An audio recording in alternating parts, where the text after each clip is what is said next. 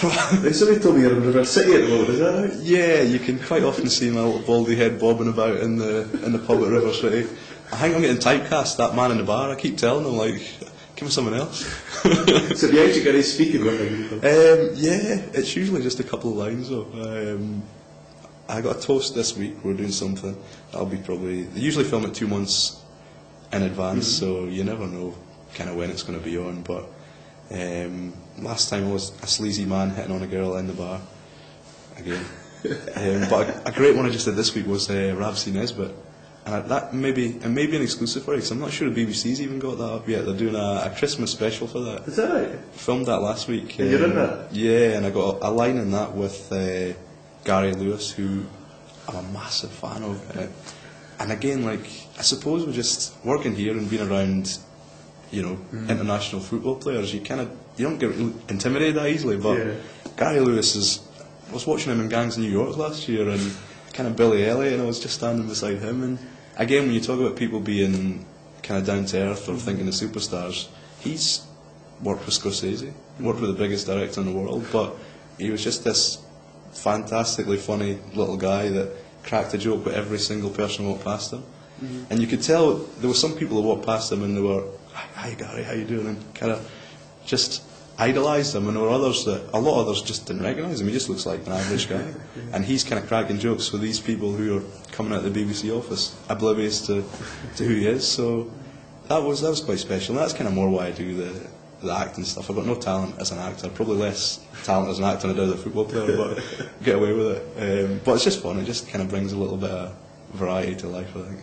You said your job's taking you around the world. I mean, it's one of the great things. I mean, unlike Aberdeen, who've only went to Europe last year was the first time. What's the best places you've been to? Brazil, obviously, for like personal reasons. Absolutely love Brazil. But I've heard the women over there are amazing. Yeah, they are. Not as amazing as the wife, obviously, just in case she's watching this. But no, everything about Brazil is just the music, the people, the women, everything is just, it's a fantastic place. Absolutely love it. But another place that made a big impression was Namibia. Africa was just spectacular, and the people were pretty special as well. I had a great time there. I had a crazy kind of 14 days.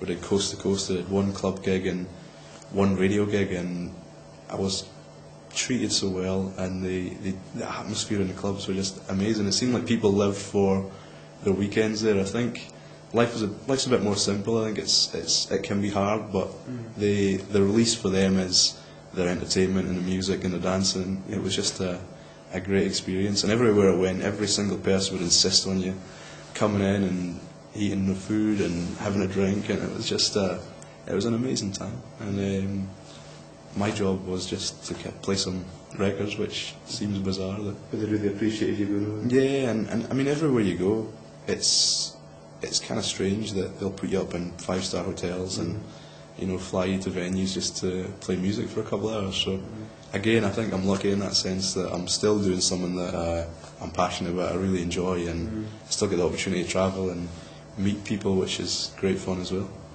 You said Athens as well, which was one of the places Don's went last season. Yeah, I thought it was a great city, Athens.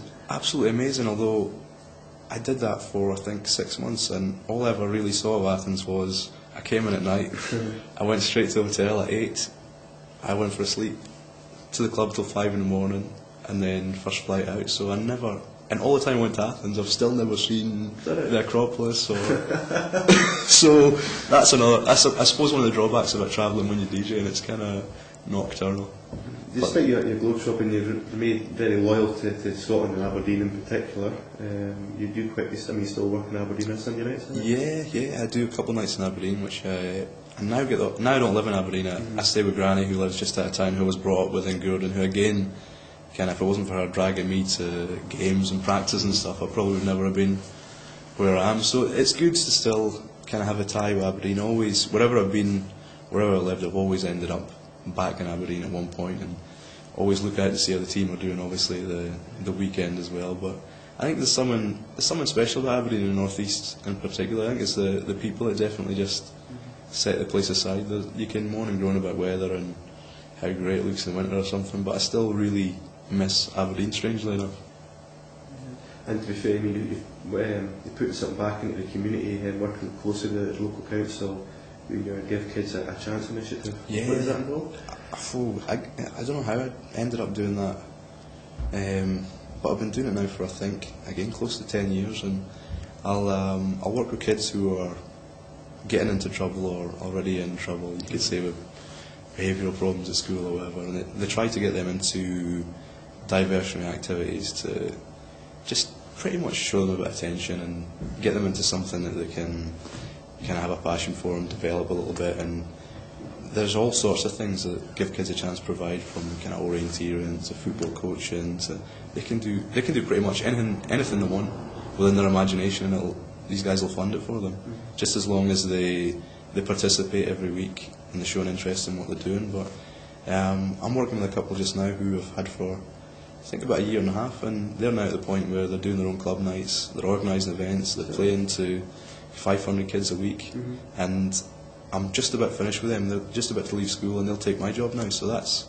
kind of the aim of the whole give kids a chance thing, to not only kind of mentor them and tutor them through their activity, but hopefully they'll take a job at the end of it. And that's what I've been working towards, so I'm happy to say that these two are actually going to be doing what I'm doing pretty soon and making money from it, as well as the DJing. So that is an ideal situation from the Give Kids a Chance project, and I've got to say Heather and Grace, the two of them that run the thing between them, do an amazing job there.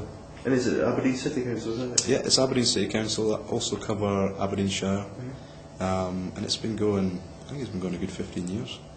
Yeah, good for you. You mentioned, I mean, do you still get a chance to see much of the Dons at all? Not as much as I'd like to. The last one I saw was Celtic at the end of last season, and I was just telling you the story there beforehand when I rolled into the ticket office and said, David Craig, I think there are a couple of tickets sitting somewhere around here for me, and the woman looked in and she said, nah, no David Craig. I said, I might be in the former players, and she kind of gave me a funny look and like, you don't look like a player. That's extremely to which my brother-in-law thought was really funny and still reminds me of that just about every single week. So that was my last experience. So do you ever kick a ball about? I do, yes. I play sevens on a Thursday night, which is more a battle against the belly than anything else. But good fun, still enjoy it. But finally, David, you're one of the country's top DJs. I have to ask you, because we get lots of emails on it, what song should the Dons run out to? They're not still running it to Simply the Best, are they? We never put that, honestly. I think it's the A-team at the moment. The A-team? Yeah. Oh no. Well, listen, we think about it, right? And you can put a wee mix together. Right, okay, I can do that, yeah. Do that, and then we'll play it to Todd and we'll see what the fans think, okay? Perfect, that sounds good. Super. David, listen, thanks very much for coming in and chatting. You're welcome, thanks for having me. Best of luck with the career. Okay, thanks, David. Cheers, thank you.